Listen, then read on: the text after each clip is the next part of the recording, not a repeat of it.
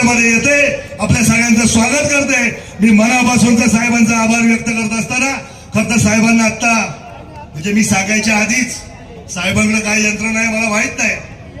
साहेबांना म्हटलं साहेब आमच्या एसटीचा आगार आहे तिथं आमचं पार्किंगची जर व्यवस्था झाली. साहेब म्हटलं मी मगाशीच फोन केलाय पाहिजे म्हणजे सरनाईक साहेबांना. म्हणजे एवढं फास्ट काम, एवढं स्पीड काम मला वाटतं कोणत्याही मुख्यमंत्र्याचं नसेल.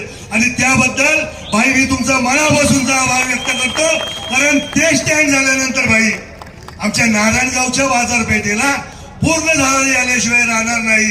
पुढच्या वेळेस तुम्ही जेव्हा या नारायणगाव नगरीमध्ये तर निश्चित स्वरूपात अजून चांगलं नारायणगाव आपल्या माध्यमातून झालेलं आपण सगळ्यांनी बघितलेलं असेल.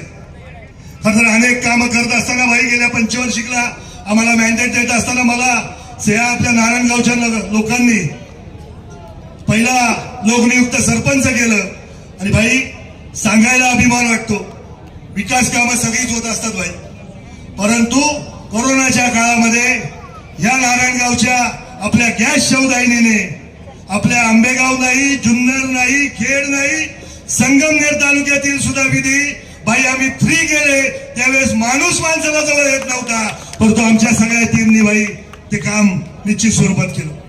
आणि सांगायला आपल्याला अभिमान वाटतो की आपल्या जसं विजय बापूंनी आपल्याला फक्त आम्हाला स्कीम मंजूर दिली भाई आम्ही ती 2017-18लाच ती स्कीम पूर्णपणे करून ती आज आपली कार्यान्वित झालेली आहे.